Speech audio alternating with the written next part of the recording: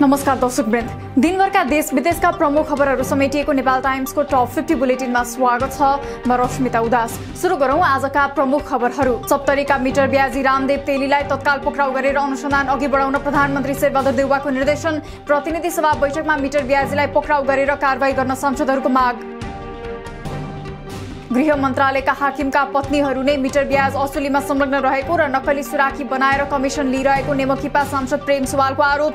Budget वक्तव्यमा उल्लेख भए पनि कानून हातमा लिन सक्नेहरू नै नियन्त्रणमा बाधक देखिएको दाबी। सरकारले किसानलाई मल दिन नसके किसानले सीमा पारीबाट ल्याएको मल नखोज्न प्रतिनिधि सभा सदस्य विमला विकको आग्रह। पेट्रोलियम पदार्थमा मूल्य वृद्धि गरेर व्यवसायीले तालाबन्दी गर्नुपर्ने र जनता भुकै मर्नुपर्ने स्थिति ल्याएको महेश बस्नेतको आरोप।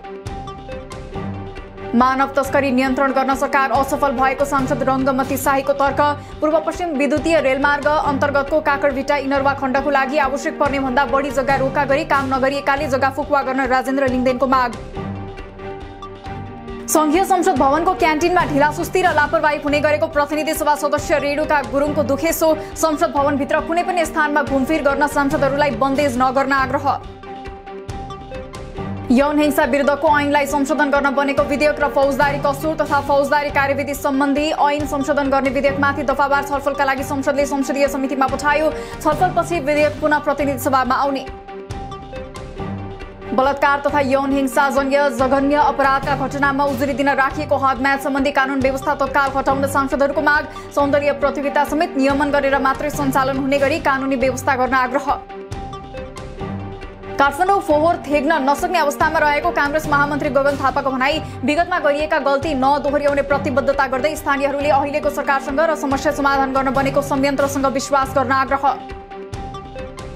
फोहोर व्यवस्थापन गर्ने कुरामा बन्चरी डाँडाको विकल्प खोज्नुपर्ने कांग्रेस प्रवक्ता डाक्टर प्रकाश शरण महतको धारणा। दुर्गन्धबाट टाढा बस्न पाउनुपर्ने माग बन्चरी डाँडावासीको जायज माग भएको उल्लेख। बन्चरी डाँडामा फोहोर विसर्जन गर्न अहिलेसम्म 10 अर्ब रुपैयाँ लागेको भन्ने कुरामा माओवादी नेता हितबहादुर तामाङको आशंका। पैसा खर्च भएअनुसार काम नभएको बताउँदै विकसित मुलुकमा भएको प्रविधि ल्याएर वैज्ञानिक ढंगबाट फोहोर व्यवस्थापन गर्नुपर्ने जिकिर। मन्त्री फेर्ने आफ्नो पार्टीको निर्णय तत्काल कार्यान्वयन गर्न प्रधानमन्त्रीलाई एकीकृत समाजवादीका सम्मानित नेता झलनाथ खनालको दबाव। बजेट बाँडफाँडका विषयमा कतिपय कुराहरू नमिलेको भन्दै त्यसलाई मिलाउन पनि माग।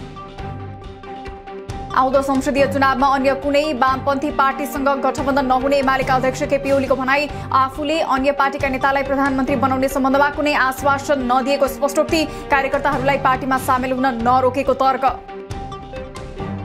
विप्लव नेतृत्वको नेकपाका जगन्य सहित विभिन्न आरोपमा पक्राउ परेका 32 मध्ये पहिलो चरणमा 8 जनालाई रिहा गर्ने गृह मन्त्रालयको तयारी। नेकपाका कार्यकर्ताहरू विरुद्ध अझै 100 को हाराहारीमा सार्वजनिक मुद्दा। आफूले दिएको र मध्य प्रदेशका अन्य योजनामा बजेट नदिए संघीय मामिला मन्त्रालयमै अनसन बस्ने जसपा सांसद रामबाबु यादवको चेतावनी। प्रदेश 1 मा 12 श्रेय सिंचाई कृषि सडक र झोलुङ्गे पुलको योजना दिएको तर मधेसमा नदिएको गुनासो। प्रदेश 1 का पूर्व मुख्यमन्त्री शेरबहादुर राईले गरे प्रदेश सरकारको आलोचना। आफ्नो नेतृत्वले गरेको कामको जस वर्तमान सरकारले लिन खोजेको आरोप। नीति तथा कार्यक्रम पनि फोटोकपी भएको टिप्पणी। प्रधानमन्त्री शेरबहादुर देउवासँग अमेरिकी सेनाका एसिया प्रशान्त क्षेत्र प्रमुख चार्ल्स ए फ्लिनले गरे शिष्टाचार भेटवार्ता। फ्लिनले सैनिक मुख्यालय जंगी अड्डाको भ्रमणका साथै प्रधान सेनापति प्रभुराम शर्मासँग पनि भेटवार्ता गर्दै। नेपालमा आज 3000 बढीमा गरिएको परीक्षणमा थप 17 जनामा कोरोना संक्रमण पुष्टि। आजै 7 जना संक्रमण मुक्त हुँदा मृतक आज पनि 0। हाल देशभर 109 जना सक्रिय संक्रमित।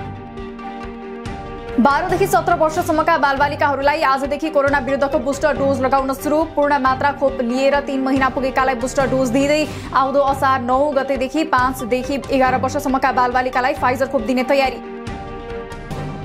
शिक्षक सेवा आयोगद्वारा माध्यमिक तह प्रथम श्रेणी शिक्षक पदको आन्तरिक प्रतियोगितात्मक लिखित परीक्षाको नतिजा सार्वजनिक। अन्तर्वार्ता असार 21 गते हुने। माध्यमिक तहको विषयगत परीक्षाको परीक्षा केन्द्र निर्धारण।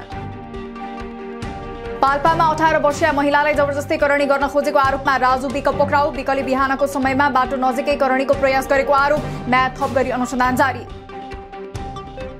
ज्यान मार्ने उद्योगमा पक्राउ परेका मोरङको केराबारीका 48 वर्षीय भक्त बहादुर ठकुरीको प्रहरी हिरासतमा मृत्यु। सरकारी वकिल कार्यालय विराटनगरमा बेहोस भएका ठकुरीको कोशी अस्पताल पुर्याए लगतै मृत्यु। छानबिन गरी क्षतिपूर्ति दिन परिवारजनको माग। बन्सरी डाँडा क्षेत्रमा आवश्यक जग्गा अधिग्रहण गर्न यसै आर्थिक वर्षमा बजेट छुट्याउने सहमति। सिस्टोलवासीको भावनामा चोट पुग्ने गतिविधि भएको भए माफी दिन शहरी विकास मन्त्री रामकुमारी झाँक्रीको आग्रह। काठमाडौँको फोहोर व्यवस्थापन गर्ने जिम्मेवारी आफूलाई दिएर फोहोर मैला व्यवस्थापन संसदीय समिति गठन गर्न एमालेका सांसद रामवीर मानन्धरको आग्रह। काठमाडौँको फोहोर व्यवस्थापन गर्न सक्ने व्यक्ति आफू नै भएको दावी। काठमाडौँ महानगर र सिस्टोल बन्सरी डाँडाका बासिन्दाबीच 19 बुँदे सहमति। फोहोर ढुवानी गर्ने कार्य दीर्घकालीन रूपमा राति मात्र गर्ने, बाटोको निर्माण, फोहोरको दुर्गन्ध नआउने गरी व्यवस्थापन गर्ने लगायतका सहमति भएको उल्लेख। फोहोर मैला व्यवस्थापन सहितका 25 वटा सेवालाई अत्यावश्यक सेवा मान्दै त्यसमा हडताल गर्न अब निषेध। सरकारद्वारा सार्वजनिक सूची अनुसार फोहोर संकलन, ढुवानी, प्रशोधन, स्थान निर्माण, संकलन स्थल एवं व्यवस्थापन क्षेत्रसँग सम्बन्धित सेवामा हडताल गर्न निषेध। लगातारको वर्षाले खोलानालामा पानीको सतह बढेकाले प्रदेश 1 बागमती, गण्डकी र मध्य प्रदेशमा बाढी पहिरोको जोखिम उच्च। लुम्बिनी, कर्णाली र सुदूरपश्चिम प्रदेशमा भने गर्मी बढ्दो, आज पनि घाम चर्कियो। मुलुकमा यसपालि बाढी पहिरो लगायत विपदजन्य घटनाको उच्च जोखिममा रहेका 20 लाख मानिस प्रभावित हुने अनुमान। प्रदेश नम्बर 1 को झापा, मोरङ, सुनसरी र मध्य प्रदेशको सप्तरीमा बढी वर्षा हुने अनुमान। जोखिम न्यूनीकरणमा गर्ने खास योजनाको अभाव। पहिरो गएपछि अवरुद्ध नारायणगढ मुगलिन सडक खण्ड पहिरो पञ्चायतसँगै खुल्यो। बाटो खुले पनि फेरि पहिरो खस्ने जोखिम कायमै रहेकोले यात्रा गर्नेहरूलाई सचेत रहन प्रहरीको सुझाव। सडक भाँसिएका कारण अवरुद्ध पृथ्वी राजमार्ग अन्तर्गत मुगलिन आबु खैरनी सडक खण्ड एकतर्फी साना सवारी सञ्चालन। सडक भाँसिएको स्थानमा भेटिएको 2वटा शवमध्ये 1 को पहिचान। कम्तीमा 4 दिन ठूला सवारीको आवागमन बन्द। बेलायत सरकारको तर्फबाट नेपाली नर्सलाई रोजगारी दिने विषयमा नेपाल र बेलायत बीच अर्को हप्ता श्रम समझदारी पत्रमा हस्ताक्षर हुने। प्रारम्भमा 2000 नर्स पठाउने तयारी। सरकारले आन्तरिक ऋण लिने सीमा राख्नुपर्ने माओवादी नेता वर्षमान पुनको भनाई। ब्याङ्कको ब्याज दर समेत उच्च बढ्दै गएकाले सरकारले आन्तरिक ऋणमा जीडीपीसँग मिल्ने गरी लिमिट तोक्नुपर्ने कांग्रेस नेता मिनेन्द्र रिजालको भनाई। मुलुक आन्तरिक राजस्व वृद्धि गरेर आत्मनिर्भर नभएसम्म ऋण लिनुपर्ने अवस्था रहेको अर्थमन्त्री जनार्दन शर्माको प्रस्तुति। मुलुकको स्तरोन्नति बजेटमा छुट्याएको समग्र खर्चले मात्रै हासिल हुने दावी। आन्तरिक र बाह्य गरी 17 खर्ब 37 अर्ब ऋण रहेको उल्लेख। नेपाल आयल निगमले पेट्रोलियम पदार्थमा प्रति लिटर 8 तथा डिजल मट्टीतेलमा प्रति लिटर 12 रुपैयाँ मूल्य बढायो। इन्धनको मूल्य बढेको भन्दै सार्वजनिक यातायातको भाडा पनि 2.5% वृद्धि। पेट्रोलियम पदार्थ लगायत दैनिक उपभोग्य वस्तुको मूल्य वृद्धिको विरोध गर्दै एमाले निकट अनेरा सोभियु रूपन्देहीद्वारा जिल्लाका विभिन्न ठाउँमा चक्काजाम। मूल्य वृद्धि घटाउन माग गर्दै सरकार विरुद्ध नाराबाजी। स्वदेशी उद्योग प्रभावित हुने बजेटका नीतिहरू तत्काल सच्याउन उद्योग वाणिज्य महासंघ र उद्योग परिसंघको माग। बजेटमा भन्सार महसुल, अन्तशुल्क लगायतका राजस्वका दरहरूमा गरिएको प्रावधानबाट स्वदेशी उद्योग व्यवसाय प्रभावित भएकोमा ध्यानाकर्षण भएको दावी। भारतले स्वीकृत गरे जति 364 मेगावाट विद्युत भारत निर्यात सुरु। निर्यातका लागि स्वीकृत पाएका सबै आयोजनाको विद्युत भारतीय बजारमा बिक्री हुन थाल्नु। दुई मुलुक बीचको विद्युत व्यापारका लागि कोसेढुङ्गा भएको कुलमान घिसिङको प्रतिक्रिया। उद्योगका समस्याको सम्बोधन गर्नुपर्ने माग राख्दै सडक आन्दोलनमा उत्रिएका पूर्वका उद्योगीहरू र अर्थमन्त्री जनार्दन शर्मा बीच वार्ता। समस्या समाधानका लागि असार 1 गतेदेखि नै आफूले काम सुरु गर्ने अर्थमन्त्रीको आश्वासन। देशमा मूल्य वृद्धि झनै बढ्यो। वैशाखमा वार्षिक बिन्दुमा मूल्य वृद्धि 7.87% पुग्यो। वैदेशिक व्यापार घाटा 24.9%ले वृद्धि भई 14 खर्ब 31 अर्ब 30 करोड पुग्यो। रेमिटेन्स भने 0.2%ले बढ्यो। वैदेशिक मुद्रा जोगाउन सरकारले आयातमा कडाई गर्दै आए पनि सञ्चित झन ओह्रालोतर्फ। वैशाख मसान्तसम्म 9 अर्ब 28 करोड अमेरिकी डलर मात्रै सञ्चित। उक्त सञ्चितले 6 महिना 17 दिनको मात्र वस्तु र सेवाको आयात गर्न पुग्ने। शेयर बजार सुधार गर्न सरकारले व्यवस्था गरेको भन्दै शेयर बजार लगानीकर्ताहरूद्वारा काठमाडौँको बानेश्वरमा सरकार विरुद्ध प्रदर्शन। सरकारले पुँजी बजारप्रति गरेको व्यवस्थाका कारण आफूहरूको खरबौं रुपैयाँ डुबेको आरोप। साताको अन्तिम कारोबार हुने दिन शुक्रबार शेयर बजार 14.64 अङ्कले घटेर 2048.16 बिन्दुमा पुगेर रोकियो। आजै 89 करोड 41,24,114 रुपैयाँ बराबरको शेयर खरिद बिक्री। सुनको भाव आज तोलामा 300 रुपैयाँले घटेर प्रति तोला 97,700 रुपैयाँ कायम। चाँदी पनि तोलामा 15 रुपैयाँले घटेर 1265 रुपैयाँमा कारोबार भएको सुनचाँदी व्यवसाय महासंघको भनाई।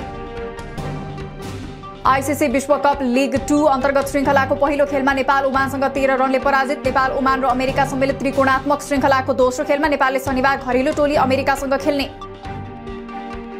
आफ्नो सपना 1 दिवसीय विश्वकप खेल्ने रहेको नेपालका कप्तान सन्दीप लामिछानेको प्रतिक्रिया। टिममा अत्यधिक क्षमता रहेको र क्षमताको आधा मात्रै खेले पनि धेरै कुराहरू परिवर्तन हुने दावी। डोजाङको आयोजनामा काठमाडौँ महानगर खुला ताइक्वान्डो प्रतियोगिता शनिबारदेखि हुने। प्रतियोगितामा विभिन्न 22 जिल्लाका 450 बढी खेलाडीको सहभागिता रहने। जम्मा 30 स्पर्धामा प्रतिस्पर्धा हुने।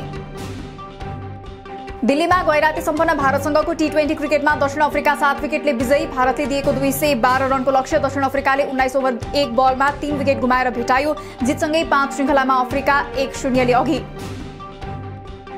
युक्रेन र रुस बीच भएको युद्धमा अग्रपंक्तिमा रहेका सैनिकहरूमा दैनिक करिब 200 जनाको मृत्यु हुने गरेको युक्रेनका रक्षा मन्त्रीको दाबी। डोनबासमाथि पुरै नियन्त्रण गर्ने प्रयासमा रहेको रुसी फौजले त्यहाँ निरन्तर बमबारी गरिरहेको उल्लेख। रुस समर्थित भनिएको पूर्वी युक्रेनको एक अदालतले बेलायतका 2 र मोरक्कोका 1 नागरिकलाई सुनायो मृत्युदण्डको सजाय। अदालतको फैसलामा कुनै वैधानिकता नभएको र यो बनावटी निर्णय भएको बेलायती विदेश मन्त्रीको तर्क। कोरोना महामारी निकै कम भएकाले श्रीलङ्कामा सार्वजनिक स्थलमा मास्क लगाउनै पर्ने निर्णय खारेज। श्वास प्रश्वास सम्बन्धी वा सर्ने रोग लागेमा व्यक्तिले भने मास्क लगाउनै पर्ने नियम कायमै। र दक्षिण पश्चिम चीनको सिचुवान प्रान्तमा 6.0 म्याग्निट्युडको शक्तिशाली भूकम्प गयो। भूकम्पको हालसम्म धनजनको क्षतिबारे विवरण प्राप्त हुन बाँकी। दिनभरका देश विदेशका प्रमुख खबरहरू समेटिएको नेपाल टाइम्सको टप 50 बुलेटिन अहिलेलाई सकियो। हामी भोलि टप 15 समाचारका साथ उपस्थित हुने नै छौं। नेपाल टाइम्सको युट्युब च्यानल सब्स्क्राइब गरिदिनु भएकोमा र फेसबुक पेज लाइक गरिदिनु भएकोमा धन्यवाद। ताजा खबरहरू नेपाल टाइम्सको अनलाइन पोर्टल www.nepaltimes.net मा पनि गएर हेर्न सक्नुहुनेछ। नेपाल टाइम्स हेर्दै गर्नुहोला। नमस्कार।